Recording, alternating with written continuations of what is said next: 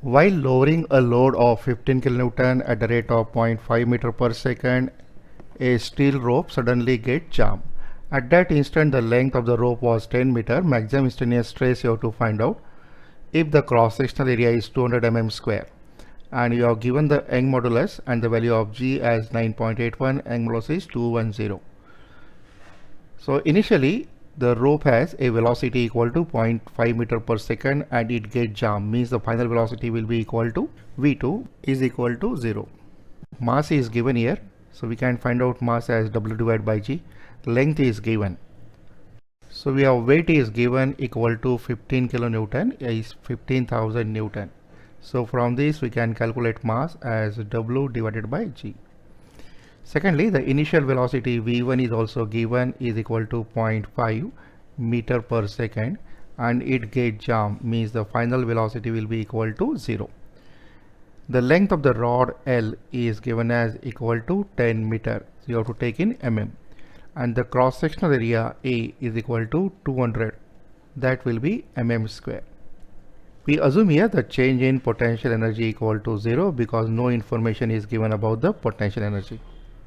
So in this case, we can apply the work energy principle and we neglect energy dissipated in the form of heat or sound. In that case, we have change in kinetic plus change in potential is same as equal to work done is equal to strain energy U. Change in kinetic energy will be equal to 1 by 2 into mass into V1 square. Final velocity equal to 0, so final kinetic is 0. Change in potential equal to 0. And the strain energy is given as 1 by 2. We have impact stress, which one is maximum stress whole square multiplied by volume, that is A multiplied by L, and is divided by Young modulus E. So whenever we are going to apply this equation, we have to use the SI unit on the left hand side as well as the right hand side. So we have 1 by 2. Mass is same as equal to W by G, that is equal to 15,000. Acceleration due to gravity is given as 9.81. Initial velocity is equal to 0.5. We have to make a square of it equal to 1 by 2. In fact, here 1 by 2 is get cancelled. Into maximum stress is due to impact and we have to make a square of it into area. Area is given as mm square, you have to use in meter square, will be equal to 200. Mm square is 10 to the power minus 6 meter square.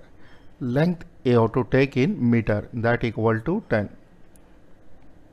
Divide by Young modulus. Young modulus is given as 210. So we have 210. Giga is 10 to the power 9. So in this case we get the impact stress will be same as equal to the maximum stress will be approximately equal to 200.3 into 10 to the power 6. That will be Pascal. That is equal to 200.3 will be megapascal.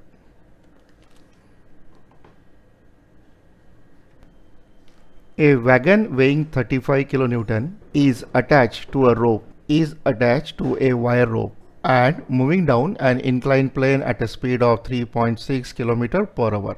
So weight is given, means mass is given, initial velocity is known.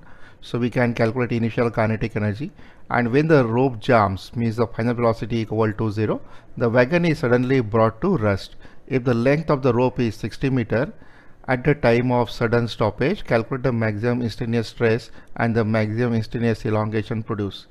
Diameter of the rope is given as 30 and the Young modulus equal to 200. Since we have a change in kinetic energy and the change in potential energy equal to 0, so this problem can be solved by applying the work energy equation. The weight is given this time and we have weight is equal to 35 kilonewton is same as 35,000 Newton. From this we can calculate mass as equal to W divided by acceleration due to gravity. Acceleration due to gravity you can take as a 9.81. We have given the velocity equal to 3.6 kilometer.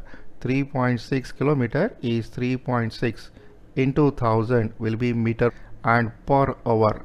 So we'll divide it by 3600, 3600 by 3600. So we have velocity is equal to 1 meter per second. This one is the initial velocity. final velocity is equal to 0 because the rope is get jammed. At that instant, we have length of the rope is equal to 60 meter. And we have diameter of the rope is given as 30 mm. And the Young modulus E is equal to 200. That will be gigapascal. For this case also, we'll change in the potential energy because no information about the potential energy is given. So let's apply here the work energy principle, and again we neglect the energy dissipated in the form of heat and sound. Change in kinetic plus change in potential equal to strain energy U. Initial kinetic energy will be equal to 1 by 2 into mass. This time mass is same as W divided by G into velocity V1 square minus the final velocity will be equal to 0, so kinetic energy is 0. Change in potential is also equal to 0. The strain energy is given as 1 by 2 into impact stress. Impact stress is same as the maximum stress, square of it, multiplied by area, multiplied by length, and divided by Young modulus E. Almost everything is given here, and we can very well calculate here the maximum instantaneous stress. Once we know the maximum instantaneous stress, then and we can calculate here the maximum instantaneous elongation also. So we'll cancel out here 1 by 2 and 1 by 2. Weight is same as equal to 35,000. Acceleration due to gravity is 9.81. Initial velocity is same as equal to 1. Square of it equal to sigma maximum square. Area you have to again take in the meter because this equation is to be used in the SI unit. So area will be equal to pi by 4. We have a circular cross section, diameter equal to 30. So we have 0.03 square. The length of the rope is equal to 60 meter. Divided by Young modulus, that will be equal to 200 gigapascal is 200 into 10 to the power 9. So you have to compulsorily use here SI unit. If you solve it, you will get the maximum stress sigma max. Your stress will come in Pascal is 129.7 into 10 to the power 6. That will be Pascal is same as equal to 129.7 will be megapascal. To calculate the maximum elongation, that is DL max, we will use the maximum strain. Maximum strain is same as the maximum stress divided by Young modulus multiplied by length L. Now this one is a machine design equation. You can use the machine design data here. We have sigma max is equal to 129.7 will be megapascal. So Young modulus also you have to select in megapascal. That will be equal to 200 into 10 to the power 3. And we have length is equal to 60 meter. So I will use this time mm. So it is 60 into 10 to the power 3. Solve this and we can find out here the maximum elongation. That will be equal to 38.9 mm.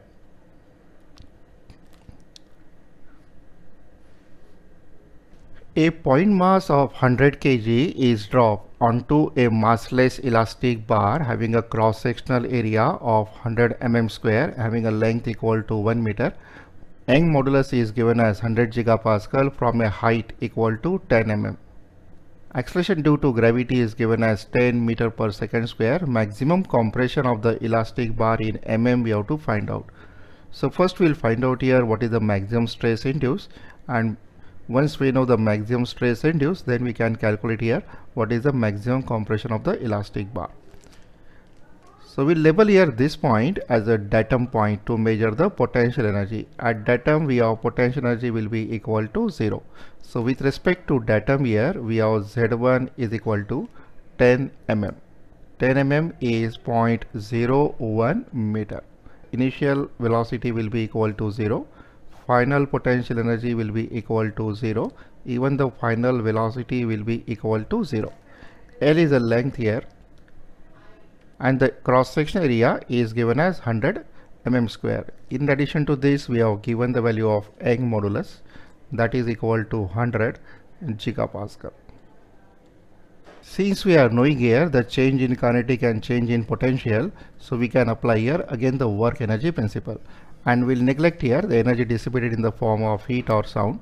Then the work energy principle says that the change in kinetic plus change in potential is equal to work done is same as equal to the strain energy U. This time the change in kinetic will be equal to 0 plus initial potential energy is mgz1, final potential energy will be equal to 0, and the strain energy is given as 1 by 2 into sigma impact or sigma maximum square multiplied by area multiplied by length L divided by Young modulus E. The mass of falling object is given as 100, acceleration due to gravity you have to take as a 10, Z1 will be equal to 0.01 meter. Again for this equation we are strict about the SI unit. On the right hand side we have 1 by 2 multiplied by impact stress square multiplied by area which is 100 mm square. So you have to take this area in meter square. So multiply by 10 to the power minus 6, that will be meter square. Length you have to take as a 1 meter and is divided by Young modulus E, which is equal to 100 is giga. So you have to take this value as 10 to the power 9. From this we have to calculate the impact stress.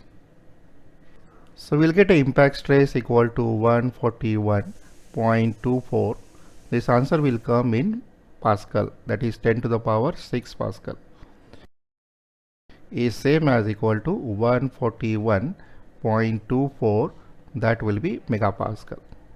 So only for this equation we are using the SI unit. Maximum compression can be obtained as DL maximum. We have strain is equal to sigma impact divided by we have Young modulus multiplied by length L. Impact stress we'll use in megapascal this time. So we have 141.24. Strain is a dimensionless, so we have to use the Young modulus also in megapascal is 100 into 10 to the power 3. Length is equal to 1, that is meter, so we'll multiply by 1000. So with that we'll get our answer in mm. So we'll get this answer is approximately equal to 1.41 mm.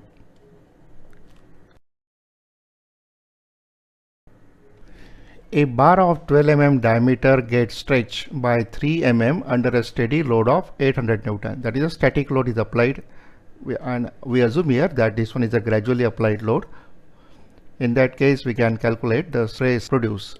The elongation due to static load is given as 3 mm. What stress would you produce if the same bar by weight of 800 Newton which falls vertically through a distance of 8 cm onto the rigid collar attached at its end? The bar is initially unstressed. Young modulus is given as 200 gigapascal. So in the initial condition here, if I place here the gradually applied load, and the magnitude of this load will be equal to 800 Newton. So this one is gradually applied load W, that equal to 800 Newton. In that case this bar will deform, that is the DL static is known, and this DL static is given as 3 mm, and the diameter is also given, that equal to 12 mm. So we know the load here, we know the deformation here, so we can calculate here the static stress first.